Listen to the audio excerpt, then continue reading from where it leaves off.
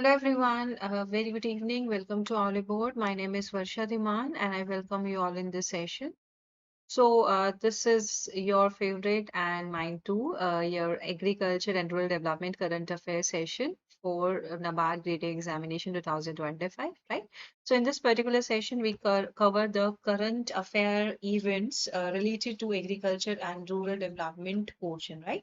So the aspirants who are in the class, please comment below that everything is crystal clear to you, the voice is okay, and the screen is also clearly visible to you guys. So we have to cover the news from 25th of October till 31st of October, right? And in this time period, there was no such events happened, but the event that we are going to discuss in today's session are quite important, okay? So let's start today's very important discussion. Here we go. Before going forward, aspirant, I just want to tell you that this is our application, Oliveboard application. Be the part of our application, install it, and you can get the PDFs of YouTube classes from there, as well as there are so many important study material and resources available for your better preparation. Be the part of this our complete course and start your NABARD Grade A preparations with us. And you can even connect with us in the mentorship program. You can ask your queries in the community sessions, and you can directly connect with me on my Telegram as well, where you can also share your doubts with us. Okay. So let's start our today's very, very important discussion. So recently what happened that, so this is a news of 28th of October 2025. If you talk about the news article, like there was not so relevant news from 25th, 26th and the 27th of October. That's why I'm starting a article or the news from 28th of October directly. Okay. Recently the nutrient-based subsidy rates were decided for Rabi season. So we know that this is Rabi season going on, right? This is a Rabi season going on. We discussed about the MSP decided for the Rabi season in our previous lecture.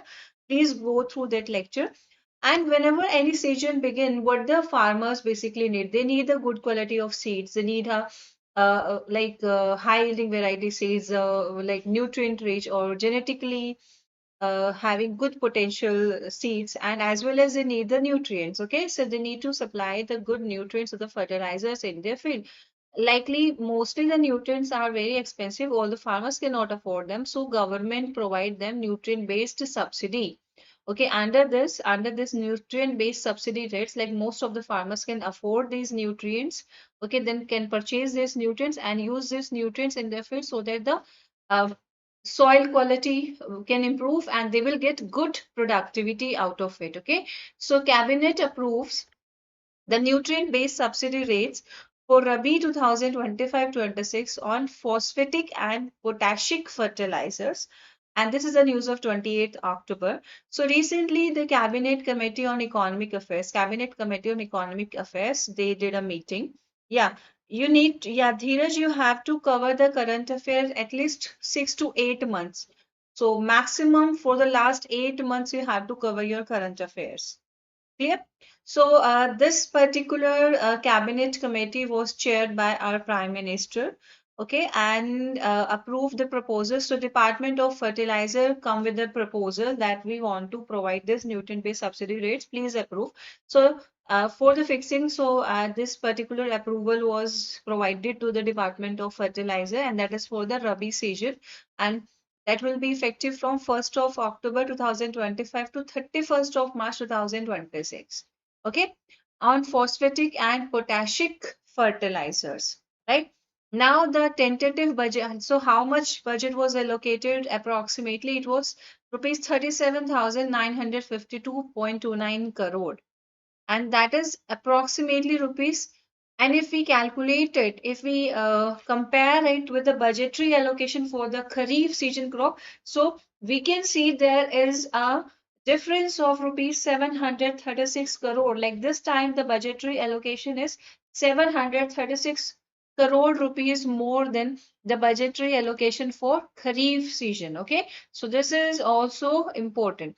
Now, if we talk about another important point, so majorly the fertilizers which will be included under this subsidy range, so they are the diammonium phosphate, that is DAP, which is a fertilizer for the nitrogen. And so this particular fertilizer is providing the nitrogen and phosphorus both to the soil, and as well as NPKs, that is a fertilizer having nitrogen, phosphorus, potassium, and sulfur. Okay, and will be grades will be provided based on, and that will be based on approved dates for Rabi 2025-26. And why there is a need to have subsidy, why these subsidies rates are approved by cabinet committee, so that there will be smooth availability of these fertilizers to the farmers at affordable prices. Fertilizers are very important. Yeah, drone didi scheme is related to agriculture. Yes, that is as per this scheme, 15,000 self-help group, women self-help groups were selected, and they were provided with a 80% financial assistance so that they can purchase drones. Plus, they will also get the facilities to get loan from the financial institutions. That is to empower the women, and as well as the farmers, like they can take this drone on lease from these women self-help groups, use this these drones in their field to apply the fertilizers, to apply the pesticides, so that that will be performed in time-bound manner, like more, like less resources will be utilized in the application of this fertilizer. Plus, farmers will get the like most of the time it happen like when the farmers are spraying these fertilizers and the pesticides directly into the field, there are the chances that they can get the physical hazards. Okay, so when these fertilizers will or the pesticides will spray with the help of drones, the farmers will not come in direct contact with this chemicals, so that they can protect themselves from the physical hazards. Okay, so there are so many different advantages of drone didi yojana, and it is related with the agriculture subject. Okay, and this is all about the drones. Yeah, why these subsidies are provided, so that the farmers can get all these fertilizers at affordable prices. Okay, so this is about it. So what is the benefit of this nutrient-based subsidy? One is the farmers will get the fertilizers at subsidized, affordable, and reasonable prices. Another is rationalization of subsidy on potassium and phosphate fertilizer in view of the recent trend in the international prices of fertilizers and input.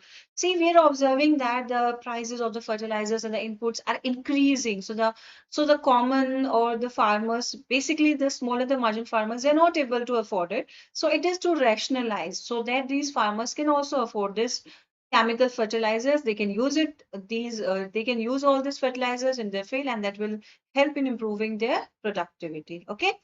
Another important thing that you have to know, so when was this particular scheme was initiated? Like when was first time we came to know about this nutrient-based subsidy program? So let's talk about it. So, government is making available. So, with these subsidies, government is providing 28 grades of potassium and phosphorus fertilizers, including the diammonium phosphate fertilizer, and that is at subsidized prices, and that is through fertilizer manufacturers and importers also. Like the fertilizer which are not available in our country, we are importing them from the other countries, and we are also providing them the imported fertilizer at subsidized product prices to the farmer. We are not asking them for extra money for the imported fertilizers as well. Okay, and as per this scheme, and this was governed by a nutrient-based subsidy scheme, which was implemented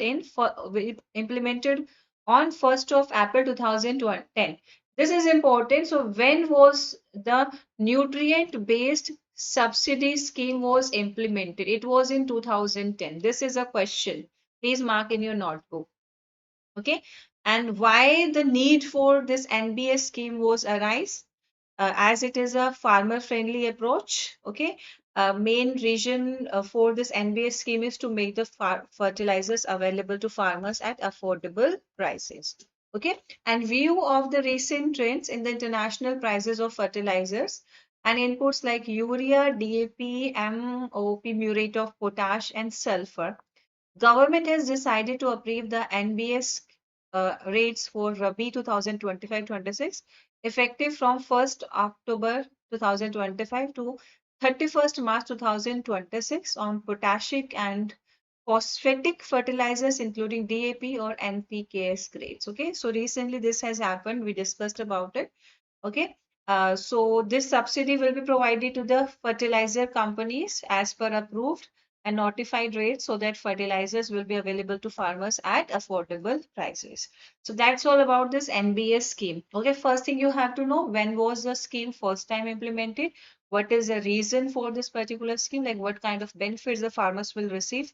Okay, yeah, you can get the PDFs of the classes on the application of Oliveboard, and as well as you can connect with me on Telegram. There also you will get the PDFs. Okay. Now we are moving on the next important news article. So this news article is about FPO. So we had completed the target. Like although we had targeted the formation and promotion of farmer producer organization, 10,000 farmers producer organizations till 2027, but we had achieved these targets 2 years ahead.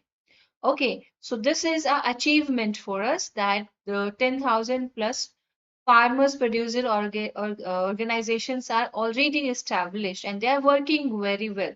Okay, they are providing the farmers with the innovative solutions for their problems, right? So the National Farmer Producer Organization Samagam 2025. It was organized in Delhi, and that is what was the reason for this FPO Samagam? It is to empower the farmers through innovation, inclusion, and market linkages. Okay, so farmers were provided. So during this Samagam, during this exhibition, farmers were like we discussed with the farmers the recent trend. We try to make the farmers aware about the recent trend so that they can implement their innovative ideas. They will feel more inclusive, and how they can connect with the market so that they can sell their products directly in the market and get like better prices for their agriculture commodities. So all these things were discussed during this FPO Samagam. Okay. So this why the first reason you have to mention, it is to boost our Indian agriculture as well as the Indian economy. Okay, and this was organized by Ministry of Agriculture and Farmers Welfare, where at National FPO Samagam at NCDU and NCUI complex in Hose Khas, New Delhi. Okay, from 30th of October till 31st of October. Okay. Now another and why it was organized, as I told you, to celebrate the remarkable achievement of 10,000 FPOs. Although we were targeting to have 10,000 FPOs till 2027, but we had achieved our target in 2025 even. So that is a achievement, remarkable achievement for us. Okay, and how these FPOs will act? How these FPOs will act? So they will help in further strengthening of farmers through collaboration, technology, and value addition. Clear? And who became the part of this Samagam? So this Samagam was attended by more than 500 farmers, and these 500 farmers were from 24 states, 140 districts, and as well as there was implementing agencies, cluster-based business organizations, and progressive FPOs as well. Okay, so they all participated in this Samagam, right? Another important point, yeah, another important point to discuss is, so a total of 267 FPOs will showcase. So from this 10,000 FPOs, nearly 267 FPOs come forward and they showcase their products and innovations here. And from these 267 FPOs products and innovations, 57 FPO stores, they will be displayed at NCDC premises host cars. Okay, and that shows the wide array of agriculture and value added products that represent the rich diversity of Indian farming.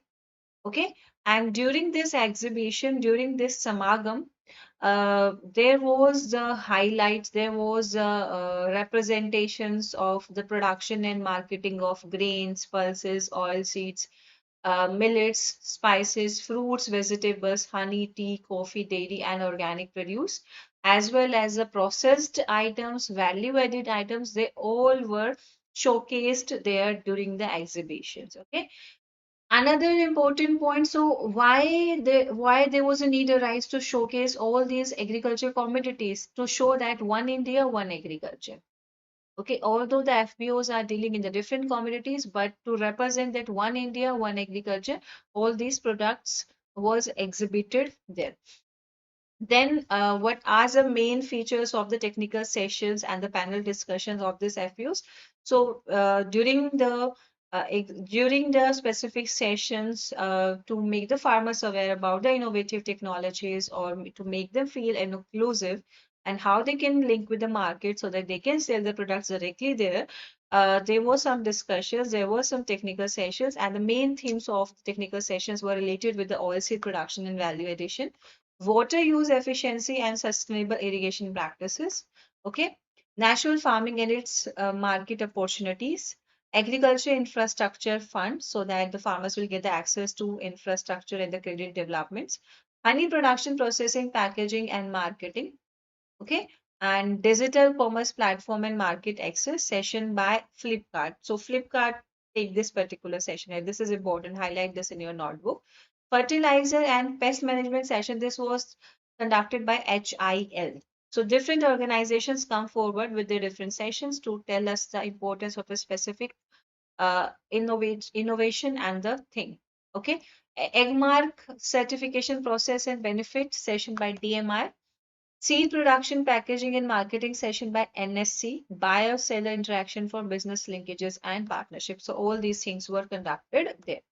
Okay, and although this is one of its type, okay, and that is to celebrate the farmer entrepreneurship, that is to celebrate the remarkable achievement of 10,000 FPOs, that is to celebrate like how these FPOs are working. Like with the ideas of the farmers and how we are observing a lot of improvements in our agriculture sector because of this FPOs established, because of this FPOs which are established. Okay, so all these things were discussed here, right? So this is all about the FPO session. Now we are going to discuss about the next event. Huh? How much you scored there?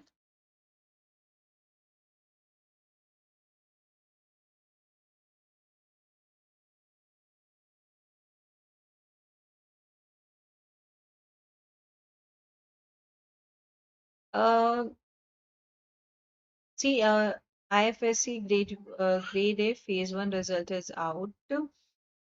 See, don't need no need to feel like hopeless. Okay, be in your energies, be in your form. Okay, it happens. Like most of the time, we are preparing for certain things with a very good heart, doing all the revisions, and we observe that we are not in the merit list.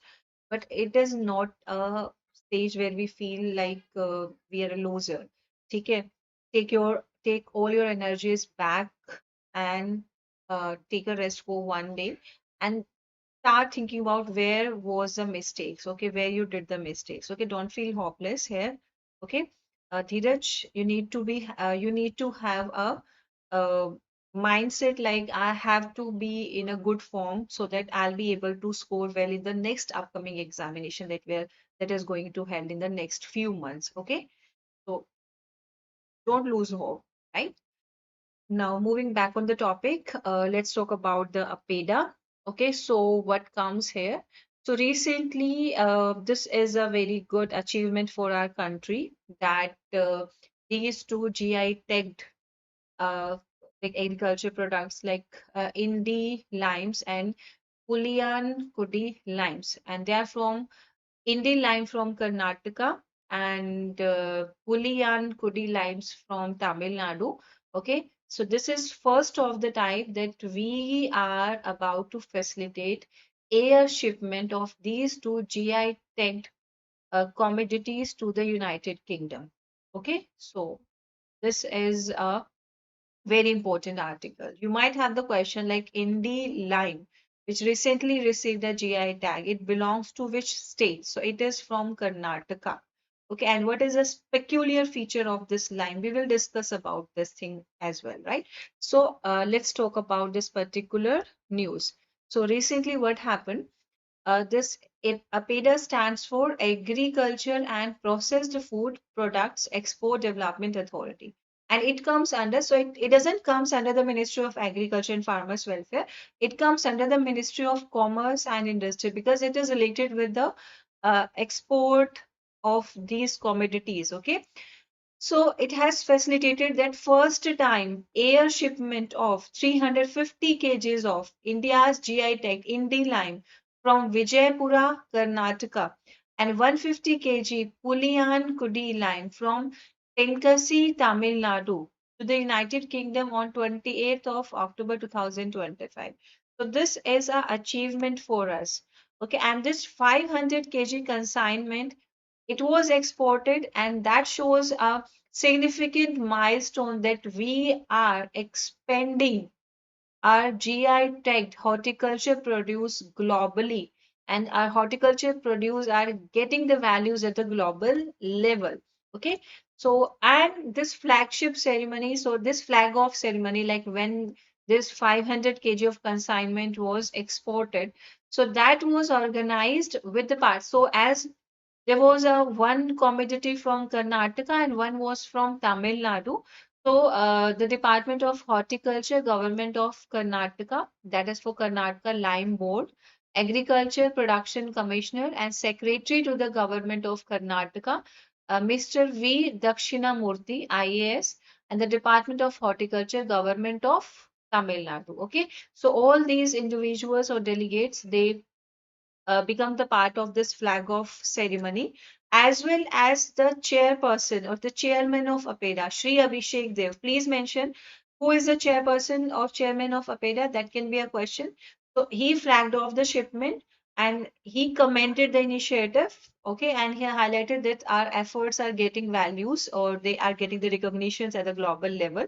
Okay, and they also appreciate the efforts of local farmers, and he also mentioned about the benefits the local farmers and the producer group will get because of this 500 kgs consignment exported to United Kingdom. Okay, and he also mentioned that the export of these two commodities, GI tech products, it will create a global awareness that we are having unique agri heritage, and when we get the global recognition, so it would be very easy. Okay, yeah, lemons exported to UK. Yeah, we are talking about this thing now, lime or lemons. See, lime is a broad group. Under this, the lemons, the squeeze that we call it as oranges, all these come. Okay, yes. So we are discussing about the same thing. Okay, and that's how the region-specific produce will be promoted internationally, right? So all these are important. Now let's talk about each commodities in detail. So what is that Indie lime? Let's talk about the Indie lime. So it is basically cultivated in Vijaypura district of Karnataka, and it is why it is known because it is having a superior quality, zesty aroma, high juice yield, and balanced acidity. Okay, and it is having a very distinctive flavor, geographical uniqueness, because of which it received a hallmark of the region's agriculture excellence. Okay, so besides its culinary application, you can use this particular Indi lime for medicinal purposes, for the cultural practices, and that shows the deep-rooted agricultural legacy of Karnataka. Okay, now if we talk about this Puli and Kudi lime, so let's talk about it. So it is known like as Pulyan Kudi, that is a specific place in the Tamil Nadu, and it is known as the lemon city of Tamil Nadu because it is having good production of lemons. Okay, and where it lies, it is the Tenkasi district and is renowned for extensive lime production. So that Pulyan Kudi lime, if we talk about a specific variety of this lime, that is Kadayam variety. And what is the features of this lime? That it is having a very thin peel, right? First thing, strong acidity. Ascorbic acid, vitamin C content is also very high. That is 34.3 mg per 100 gram. And the juice percentage is of around 55%. You can imagine like how much juicy this particular lime will be. It is rich in vitamin C and antioxidant. So, as it is rich in vitamin C, antioxidant, so it is very good for our immunity and also help in our digestion, offer exceptional flavor and quality. Right. Another point. So let's talk about the lime. Officially received its GI tag in 2025, and like its distinct regional and nutritional attributes were acknowledged, and they received the this Puliyan Kudi lime received the geographical indication tag. Okay, and that shows the first international consignment of Indi and Puliyan Kudi limes. That shows that our regionally unique, high quality agriculture produce in global markets. So this kind of initiatives will definitely help in improving our economic conditions at the global level, right? So this is all about this particular news article. Now moving ahead, let's talk about the next important news article. So recently, the nationwide first of its kind Model Youth Gram Sabha initiative was launched. Okay, so let's talk about, yeah, to retain variety of agriculture produce, climate change prevention becomes crucial. Yeah, and are these like, see, what do you mean by the geographical indication tag? Like these are the tags provided to certain commodities because they are peculiar to this particular area only. We are growing this specific commodity in an area, like we are having the Nagpuri orange, like lychees are getting the GI tags. We have this pashmina wool. So because they are the region specific commodities. Okay, so when are these commodities will be in the global markets? Okay, so the people who will consume them, who will use them, they will not be aware about the India and the Indian agriculture system. They will get to know about the specific region where they are growing, and that's how the region specific importance will be received. Okay, now the nationwide launch of first of its kind Model Youth Gram Sabha initiative, so this particular initiative was taken, and it is an initiative taken in collaboration by Ministry of Panchayat Raj with Ministry of Education, primarily the Department of School Education and Literacy, and Ministry of Tribal Affairs. Okay, so they come forward and together launch Model Youth Gram Sabha, right? And it is first of its kind.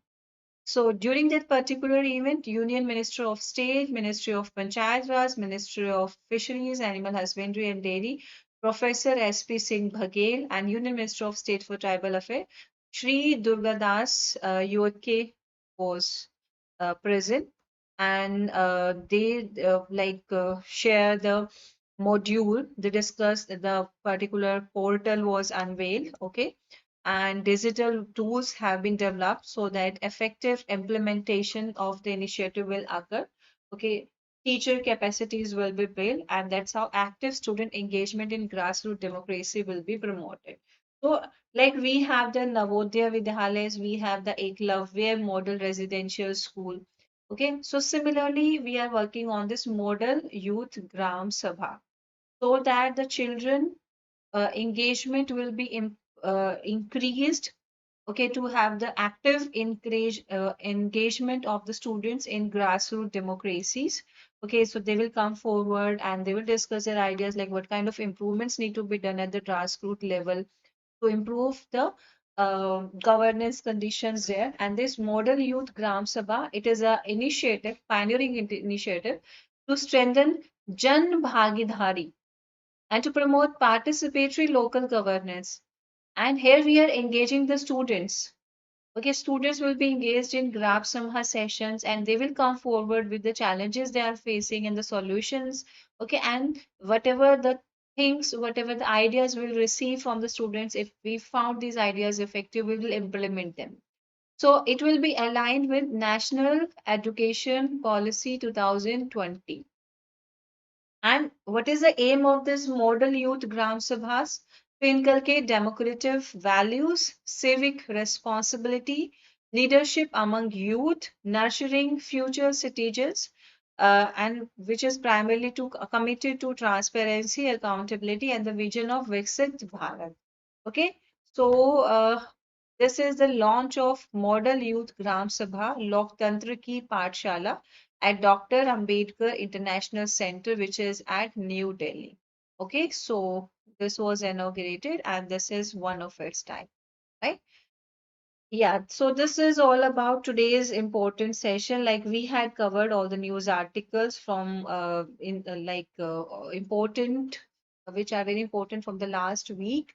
And I'll be taking one particular session where I'll cover the integrated cold chain and value addition infrastructure. I'm not covering it here. I'll take a specific session to cover it because it is a very good topic. from where you will definitely have some question in your examination, right? So if you have any doubt, any query, you can ask me. And aspirants, what you have to do, if you are preparing for the NABARD examination, you can be the part of this batch. And you can connect with me on my Telegram, okay, so that you will get the, if you have any doubt or anything, you can discuss with me there, right? So I'm ending the session for now. All the very best. Bye-bye and take care. Yeah, there are MCQ sessions on weekly basis. Like I'm taking an MCQ, static MCQ on every Sunday at 8 p.m. You can be the part of that session. And from the next week onwards, I am going to start 1,000 MCQ series for your NABARD exam. Make sure you guys will attend that particular series also. Okay. Bye bye and take care.